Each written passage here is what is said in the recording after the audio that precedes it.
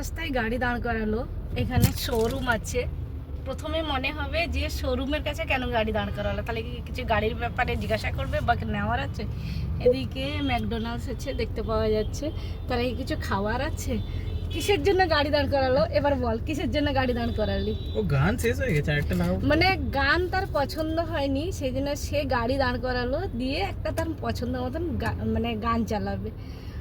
হঠাৎ করে মনে হবে যে চারিদিকে শোরুম, কোথায় হয়তো শোরুমে গাড়ির শোরুমে ঢুকবে, কি ম্যাকডোনাল্ডস আছে খাবে, বা কিছু একটা কফি টফি আছে, এখানে কফিও দোকান আছে, ক্যাফে আছে, ওই তো ক্যাফে ক্যাফে আছে।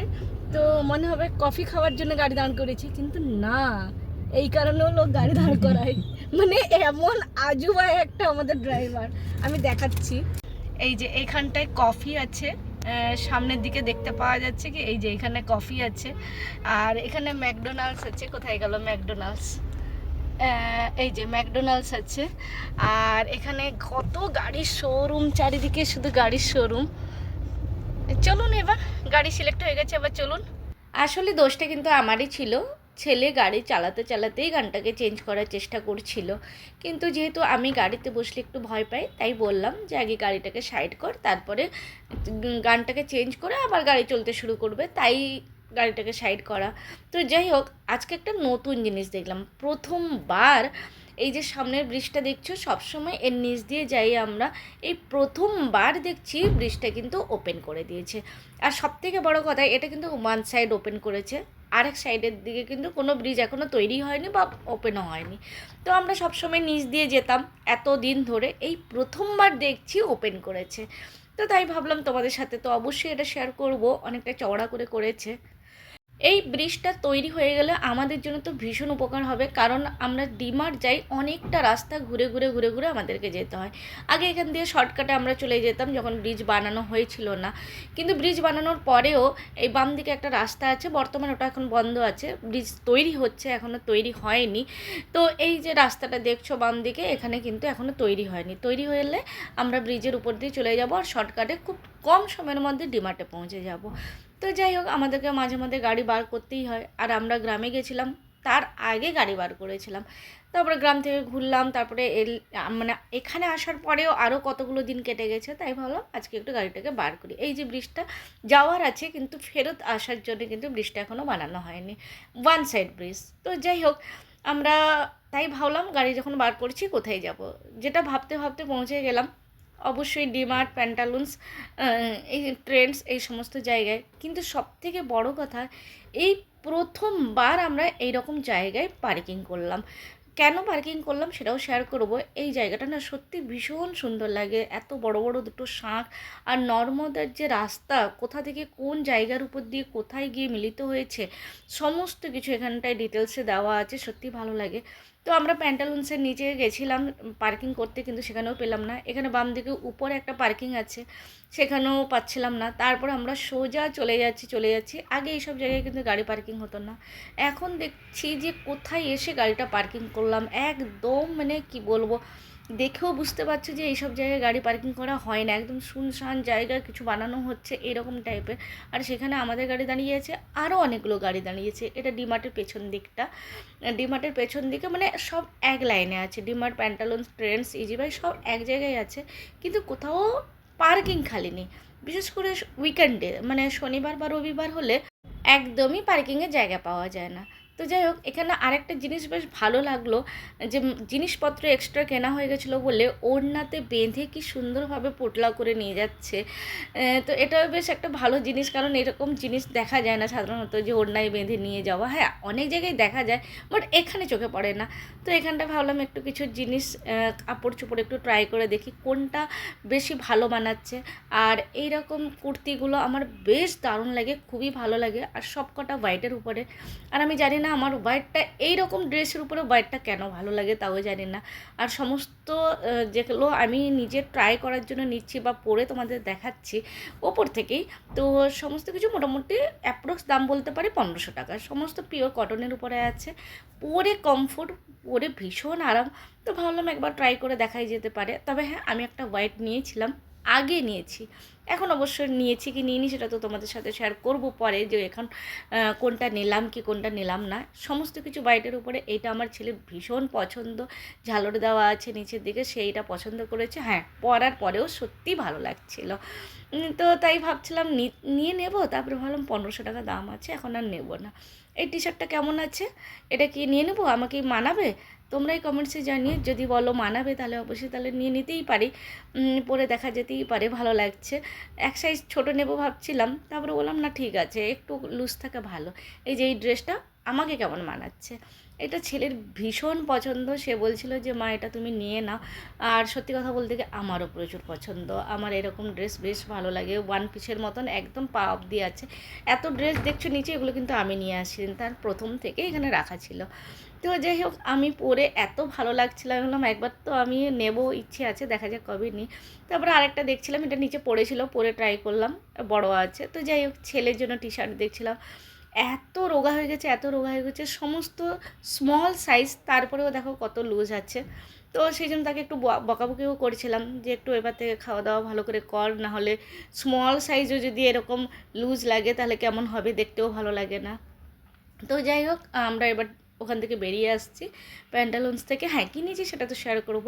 তো এখানে আমরা একটু এলে, মানে ডিমার্ট বা প্যান্টালুন্স এলে এখানে একটু আমরা ননভেজ কিনে খাই, মানে হয় কিনে এখানেই খাই, নাহলে আমরা নিয়ে বাড়িতে গিয়ে আরামে বসে খাই। তো আমরা এবারেও নিয়ে নিয়েছি, আর আমার হাতে সমস্ত কিছু ছিল, ভীষণ গরম ছিল। তো তাই ছেলেকে বললাম যে একটু গাড়িটা সাইড কর, আমি যে হাতে রাখা আছে গরম জিনিসগুলো, মানে কি নিয়েছি সেটা তো শেয়ার করবো, তো এইগুলো একটু পেছনের দিকে রেখে দিই, কারণ আমার হাত পৌঁছাচ্ছিল না, আর টুকটাক জিনিসপত্রও ছিল হাতে। তো তাই বললাম গাড়িটা সাইড করতে। তো গাড়িটা সাইড করে এবার সোজা আমরা বাড়ির দিকে রাস্তা ধরবো।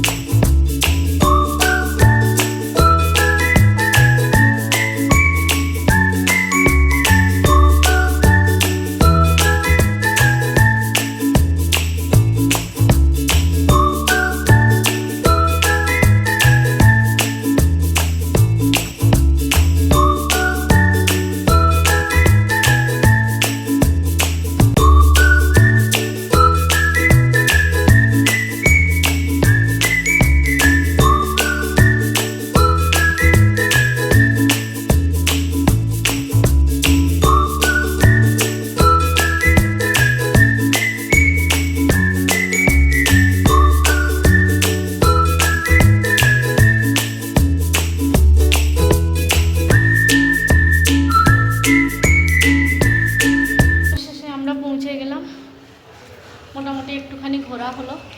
জলের বোতল নিয়ে গেছি, কিন্তু জল খাওয়া হয়নি। এই যে এটা আমার জলের বোতল, নে বন্ধ কর। তো মোটামুটি ঘোরা হলো। সব থেকে বড় কথা, আমরা বেরিয়েছিলাম 5টার সময়, এখন কটা বাজে? এখন 7টা। মোটামুটি 2 ঘন্টায় আমরা ঘুরে এসেছি। কিন্তু সব থেকে বড় কথা হলো আমার চুল পুরো ভিজা, মানে ওই যে চান করেছিলাম, মানে 5টার সময় বেরিয়েছি তখনই পুরো ভিজা। এখনো দেখ না পুরো ভিজা আছে চুল। আমি তো জাস্ট একটা ক্লিপ লাগিয়ে দিয়ে চলে গেছি। কি হচ্ছে কি এটা? মানে আমি ভিজা বললাম বলে সে তো খেলা শুরু করে দিল। সে সন্ধে হোক যাই হোক আমাকে চুল ছাড়তেই হবে এখন, নাহলে ইয়ে হয়ে যাবে। দরজা বন্ধ করেছি। নকলি চুলটা একটু উঠিয়ে দাও। আর আমরা যেটা এনেছিলাম ওটা কই?